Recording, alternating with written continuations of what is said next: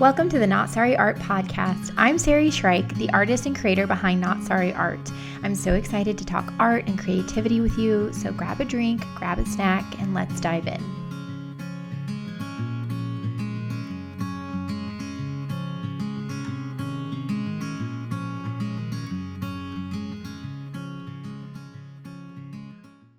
I also wanted to say that today's episode is sponsored by my book.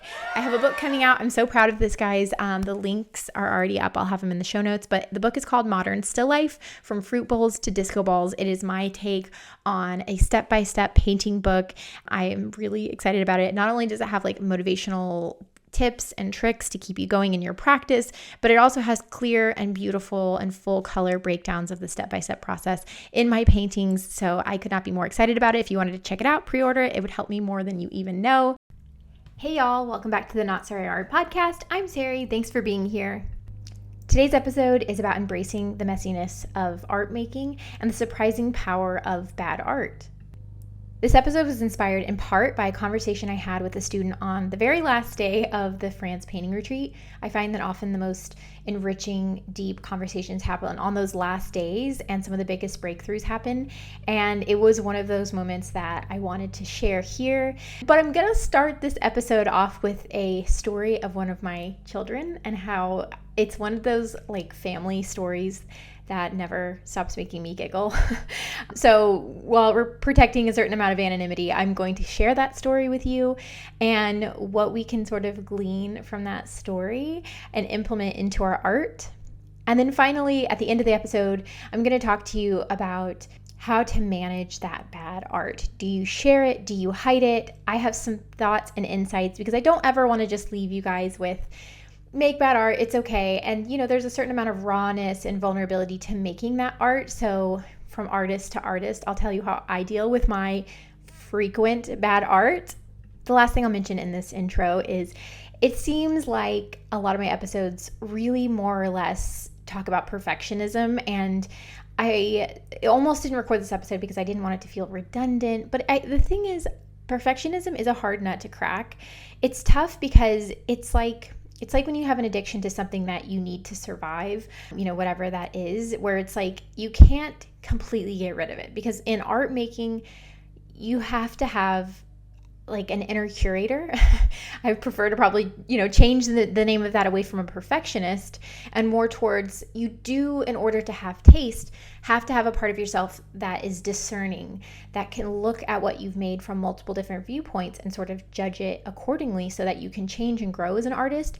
And also so you can know when and where to share your artwork. I think those insights are really valuable in the sign of someone who has a certain amount of intelligence and awareness. And because of that complexity, I think it's worth coming at a bunch of different points of view. So I'm really excited about this episode. Let's just jump in. Okay, so I'm going to start with the little family story. One of my children was learning how to ride a scooter, and in the little town I live in, just outside of Austin, the roads are horrific. I mean, truly, they're pothole central. We have like trees growing in the middle of our roads. It's Texas, so we, don't love paying taxes here, I suppose. And one of the outcomes is that our roads are, I honestly think it might be better if it was a gravel road sometimes. But anyways, I'm giving you this insight because it's even hard to kind of run on these roads. And we've been practicing in the driveway. And a thing to know about this particular kid is that they're very cautious. This is a kind of kid who I would take to the park when they were pretty little. And I have had other kids and I've watched nieces and nephews.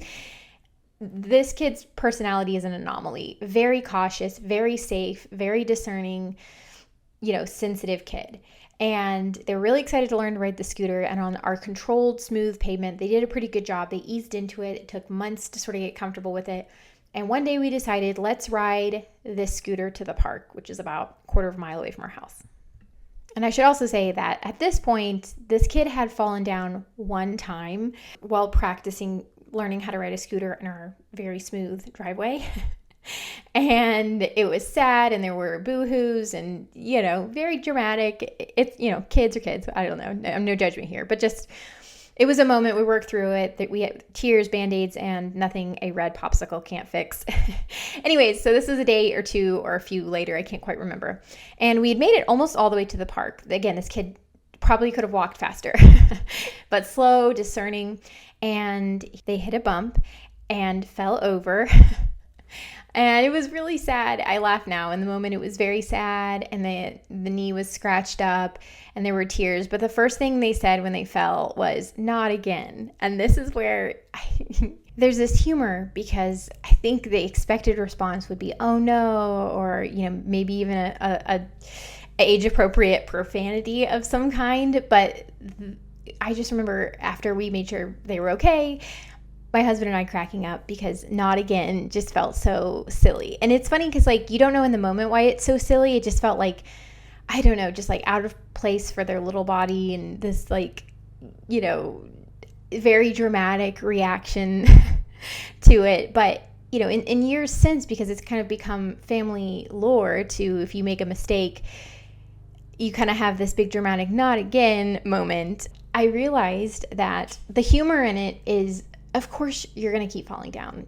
You're learning how to ride a scooter, and you're doing something new, and you're on a bumpy road, and, especially when you're little, you're learning to walk, anything, you fall a lot. Even this, very careful, cautious kid, scraped up knees, they just happen. It's part of it. It's not that you avoid it. I think the "not again" is funny, because when you're learning to do something physical and you're little, falling just kind of comes with it. It's part of the territory. Whether you completely wipe out and scratch your knees, or you sort of fumble and save yourself, you're trying to do a new activity. And I think for a kid to sort of have the insight to assume that they could get around it with this declarative statement of "not again," just kind of cracks me up. And I think about it, how a lot of times artists, especially, I will say, artists who are adults, and maybe they've been branded as good at art. They're good at drawing, they're good at color, they're creative. And there's this mentality of okay, I can make one bad painting, but if I make another, they have their own sort of metaphorical, or perhaps even literal "not again" moments. And I would love if we had as much humor about that. The humor, of course, coming from the fact that, of course, you're going to make mistakes. "Not again" is so dramatic, because there's no scenario where mistakes aren't completely part of the process. And I will say, as a testament to mistake making, someone being good at a skill, whether it's art, or let's say it's, professional scootering, right? I think that's the thing, right? BMX style scootering. I don't know, maybe I'm showing my age of being, a child in the early 2000s, but someone who does that at a somewhat professional level, or skateboards or inline skates or whatever, the mark of being good at that skill is not that in practice you avoid falling down. I would assume that some of the skill is you learn how to fall down, but rather, as your skill improves and as the risks you take become larger and more impressive, your falls are always going to stay at a certain ratio that's reflective of your own unique process, skills, and abilities. And what I would like to sort of impart is to nurture a part of yourself that when you do have that sort of catastrophizing moment of oh, not another ugly painting or terrible portrait or painting that didn't come together, and it's heartbreaking, and I don't want to invalidate that, just like I didn't invalidate my kid. We cried and boo-hooed and had a talk about how you're gonna fall when you're learning something new, and we'll always take care of you. I think learning to approach a perspective in which you make art and avoid mistakes should be approached with as much humor, because of how wild of a thought it is to make art without making lots and lots of mistakes and bad art. I wanted to bring this around to an absolutely beautiful, deep and emotional conversation I had on the last day of the painting retreat in France with a student. There was a few of us kind of around painting and listening and talking, but it was really kind of more in the spirit of a one-on-one, with the student being incredibly vulnerable and sharing a bit of their heart and their struggle. For context, the student is incredibly skilled. They are one of, maybe if not definitely one of the best drafts people, as in they're really good at drawing.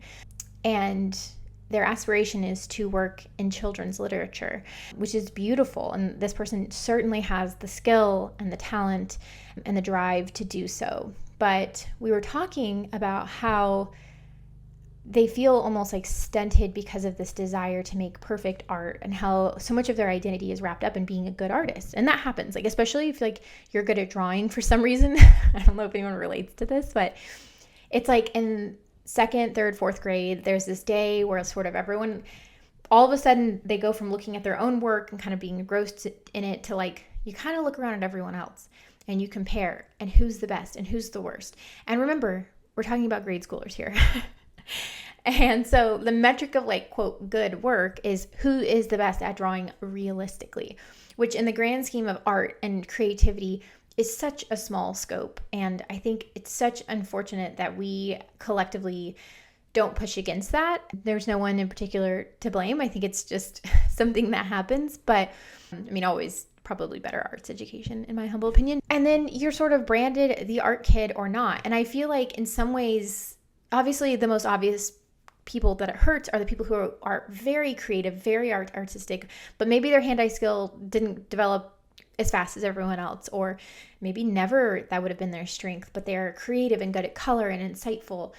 And because they weren't branded the art kid in grade school, they never considered themselves the artist. And I think that's incredibly unfortunate. And I think on the other hand, it can be maybe sometimes even as dangerous is the kids who sort of get branded as the art kid and then so much of who they are and their identity, especially when you're young, is like, I have to be good at this. And it sounds serious, but it's often things like bubble letters and, who's best at drawing a horse. And, we're allowing these really like childish visions of who's good and who's bad to steer us. And I'm saying this from my own personal, as someone who was branded kind of the artsy kid. You get really caught up in your personality. And I think it takes a really self-possessed kid to not allow that to steer the ship a little bit. So again, this person sort of self-identified as like, that was my thing. Like I was the art kid and it's really important to who I am as a person. And we got to talking because I feel a lot of this myself and a lot of people in the room really resonated with this, but there's this idea that when you make bad work, you sort of lose that. And I think if we could sort of use my analogy at the beginning of like a child learning to ride a scooter and sort of like the silliness of thinking that you're not going to end up making bad art every once in a while. And I would say, especially within the context of like going with an artist to a whole other country and learning to paint in their style. Like in my workshops, there's a lot of room for, individuality, and I sort of show you my way of painting and you can paint however you want to paint. I'm pretty open about that kind of thing. But, even then, like most people want to sort of paint in the way that I'm demoing and the way I'm showing. And you have to acknowledge that that's really someone putting themselves out of their comfort zone, and to judge yourself and assume that you aren't going to, metaphorically fall down or make, quote, bad art is, I struggle to find the right word. I just think it's unkind. I think of myself as a mom in the instance where my kid fell down. And had I sort of backed them up and said, yeah, how dare you fall again? Like, that is a cruel thing to do. And we have to remember, like, and I've said this in previous episodes about how I use reparenting tools in my own practice to help myself struggle with my own perfectionism, that we have to be a good, kind, compassionate, parent to ourselves in how we respond to bad artwork. I always think of it like, you can't let the perfectionist in you. And I would argue that it's more conducive to say, like, your inner critic or your inner curator. They have a purpose, they have a place, they cannot steer the ship, and they certainly can't be in charge of HR.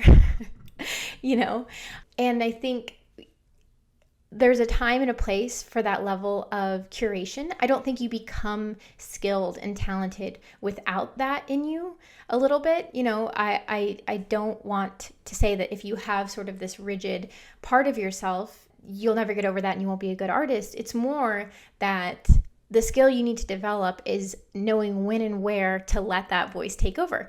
I think it's when you're deciding what to post on social media. I think it's when you're putting together your portfolio. I think it's when you're discerning who you want to take a workshop with. Who do you want to learn from? Who do you want to do a master study? let that part of you that's discerning, that does sit and weigh the minutia and the small things and is, a reflective of your taste, make those choices. And in the meantime, don't let that part of yourself run the workshop. Don't let them come into the factory while you're making work, Be more compassionate to yourself in those times and allow yourself to make the bad art. And the last thing I'll say on this before I talk about, how to sort of consider this when publishing your artwork is there's this conversation about, okay, well, what constitutes bad art?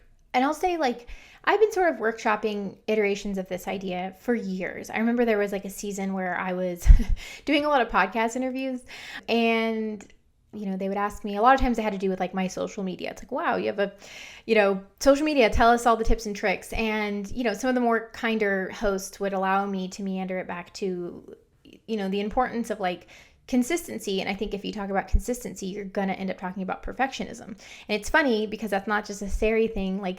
Other people knowingly or unknowingly understand that perfectionism and consistency are concepts that can tend to be antithetical if we're not more careful in how we sort of allow our inner perfectionist or inner critic to engage and be a part of our art making process. And I like to position it like that because they are part of the process. But again, they're not leading the ship. They're not in charge of morale. They're not, the manager of the production line. They have a spot. They have a little office high up on the production floor, and they take naps and they go to museums and they consume art media. And then you call them down when something is about to go out to the public. In my opinion, that's how that conversation should be. But anyways, and when people would ask me, about, what do you mean by making bad art? Sometimes people would say, oh, well, it's not bad art or it's relative. And I think that there's a conversation there. It could certainly be its own podcast episode. I'll say that. The reason I'm so emboldened in just saying bad art is because I don't know that the entire victory of coming to peace with what you make is about reframing your bad art as helpful or stepping stones. Certainly that can be a way you view it. And I'm sure I've said as much in the past, but I also think that there's a certain people, Virgos, no, I'm just kidding.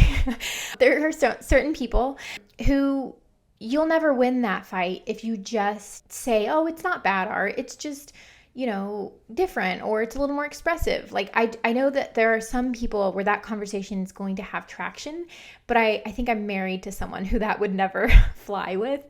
And so I always want to save space for, well, what if it is bad? What if it's not up to your standard? And if someone else made it, maybe you'd be compassionate and kind towards it. But for some reason, when you make it, you're not compassionate.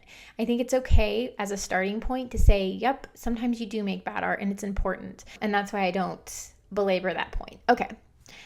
The last thing I want to talk about is, I suppose getting back to the analogy of your inner critic being an aspect of your creative process.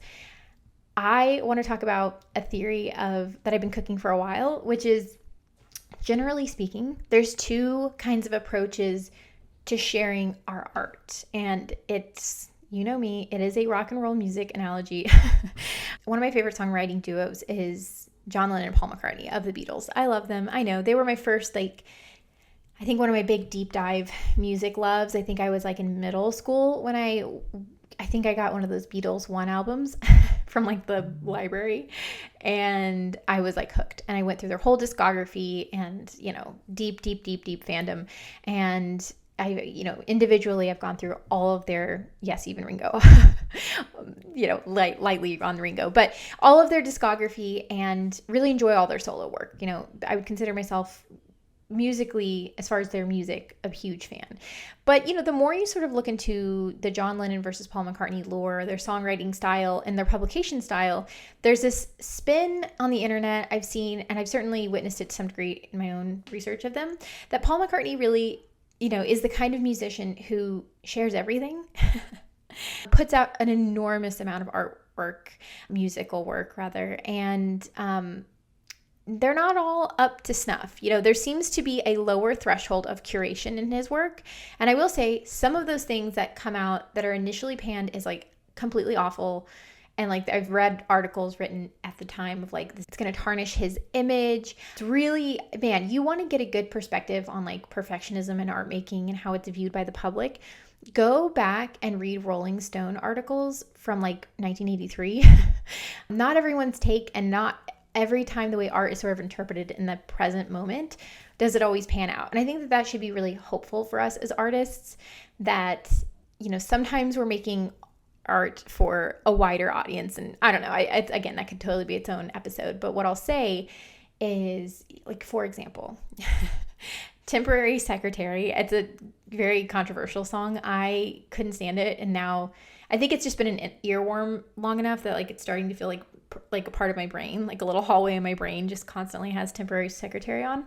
And I've warmed up to it. And I've also, because of this, I've read and seen on like YouTube essays, people talk about how, you know, this was like the first EDM, you know, mainstream interpretation of an EDM track. And it went on to inspire people, you know, same with the album Ram. I remember there was an essay years ago, I think on YouTube, of someone saying that Ram was like the first indie album. I loved Ram, you know, a little before that. I think I really fell in love with that album. And there are always songs on McCartney albums that are just like the highs and lows. There's a lot of, in the sense of like what's panned universally as like very good, solid music, and what is perhaps looked at as like very bad music. A lot of contrast in his work. Lots of highs, lots of lows, and he puts it all out. And I think a lot of, when I've listened and read his interviews, you know, he's really saying like, this was music about this time, and it's the good and the bad. You know, he doesn't call his own work bad, but he lets it all out there. And he's incredibly prolific. He also has done spin-off acts. You know, The Fireman, I believe, was one of them, where he allowed himself to make this more experimental music under a different name. And as someone who has my own very robust creative practice, I understand that, because there's always this like cultural fear of like tarnishing your reputation, that the risk of making bad artwork is that it can undo to some degree the success that you've made in the past. And wow, like what a scary non-productive threshold. And I see one of the ways that he coped with this by allowing himself these sort of pseudonyms and alter acts as a way to continue to make experimental work, put it out there, and sort of appease the conversations around tarnishing his, you know, the shine of being one of the leading members of this incredibly, you know, famous and highly revered band, which was the Beatles. And, you know, on the other hand, we have a John Lennon. Now, I will admit here in this analogy that I would say that Paul McCartney is maybe the gold standard of someone who has very intentionally subdued the inner curator, the inner tastemaker, the inner perfectionist, the inner critique, whatever you want to call it, and trusts a certain amount of like what will land. And maybe I'll just metaphorically say like turn down the volume on that. Not to say he doesn't have that. I'm sure, I can't imagine making music, picking what goes on an album and sending it out into the world. That feels so scary and intense. But I feel like he's like an A+ example of that. Now, John Lennon, on the other hand, I don't think is a A+ example of the other extreme, but he does, I think, certainly fall into that camp of someone who I think has a higher volume on their inner critic, their inner perfectionist.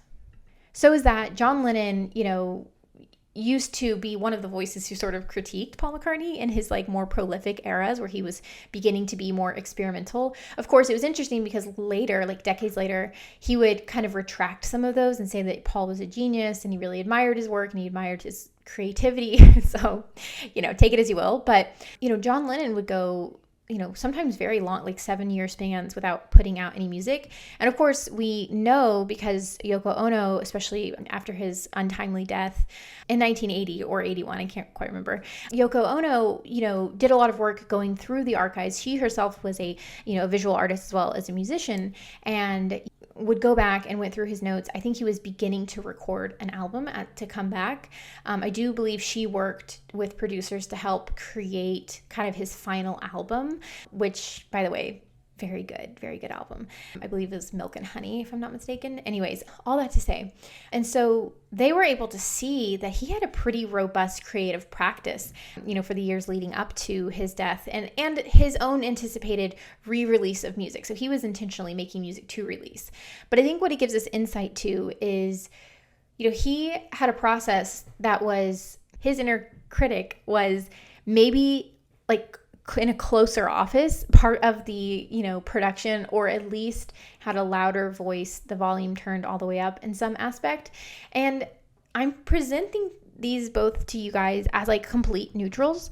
Like there's not one that is better or worse, but rather to sort of remind you that if you develop a practice in which you do make bad art regularly, or whatever we're going to call it, work that isn't quite up to stuff, that's important and integral to your process, that moves the needle forward on what you're trying to create and what you're trying to communicate with your artwork.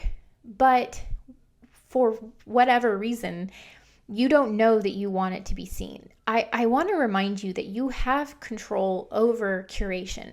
In fact, that's when I work with artists, whether it's mentoring or on these retreats or workshops, it's something I remind them regularly, that like, allow yourself to make what you make and sit with it. And you would be amazed at the magic of make a body of work. Maybe dedicate 4 or 5 months to making work, judgment-free, develop that practice, be okay with bad art, however you individually gets you to making more art. And then when you're done with it, face it against a wall, let it collect, maybe take some time off, maybe don't. I don't know. We're all unique and individual. All of our timelines are cosmic and random, and that's fine. But take a moment at the end to invite that inner critic, the person who goes to the museums, who looks at the art, who has that taste, who's got that pointed goal and intention with their vision, and allow them in on the process. What do we like here? What do we not? And I would say that for me, that's a much more harmonious way. And what I've seen from my students is it's a much more productive way to engage in the art making. I always want to be careful because like the Paul McCartney version of this creative process is going to be, I think, more compassionate in some ways, but it's also going to lend itself to capitalist sort of timelines in some ways. That 40-hour a week, you got to post everything every single day sort of mentality. And I think if you're not doing that from a place of your own peace and relationship with your inner critic, and I need to, quote, feed the beast of social media, you do run into a place where you're sharing work that you're not comfortable with yet. You're not healed enough to share, whatever that looks like for you. And it could be more harm than good. You could, I think, creatively overextend yourself. And in that instance, like maybe having a practice where you take a year off and then you make work, and then you sort of follow maybe the musician's guide of like coming out with like an album every year or two, or sometimes I think of artists as like seasonal birds that like migrate south to Mexico for the winter and they're back up in the Midwest in the summer. And like maybe, certain times of year you don't make anything. You just you feed your taste and you relax, and then you all in a fury make a bunch of art in the winter, or vice versa, or whatever, I'll leave with this. I think sometimes the advice of like just ignore your inner critic, just make art with reckless abandon, I think it's beautiful. And I think to anyone who that has been a breakthrough thought process for, I honor that. I think it's valuable. I know that for me, that is part of my own story and creative lineage. But I also want to sort of allow people who that feels like an empty, hollow platitude, that feels like an unreachable goal to them, to invite other ways of engaging with their more curated part of themselves, their inner critic, as its own creative dance that you can dictate and be in control of in your own creative process.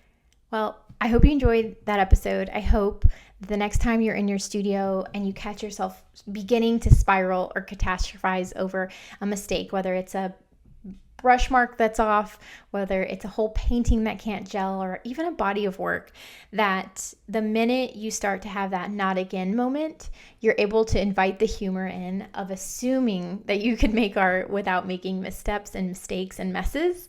And on that note, I am going to shamelessly plug, I have 4 spots left in my Spain retreat. You guys, these are once in a lifetime experiences. In fact, the crew who went with me in Morocco last summer is meeting up again. They're doing their own self-funded, self-guided retreat together in the desert in Arizona.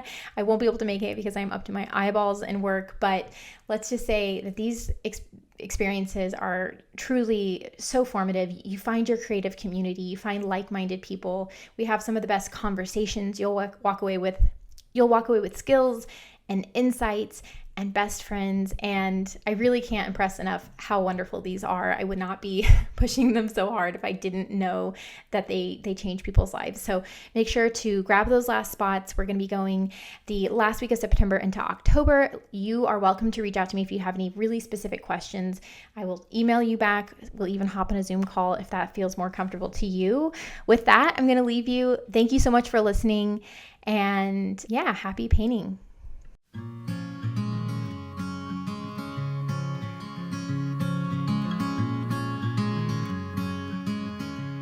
Thank you so much for listening, and thank you for being here. I wanted to also encourage you guys to leave a review. The feedback is incredibly helpful, and if you leave a review, I will read your handle or your name on the following week's episode. Take care, y'all, and happy creating.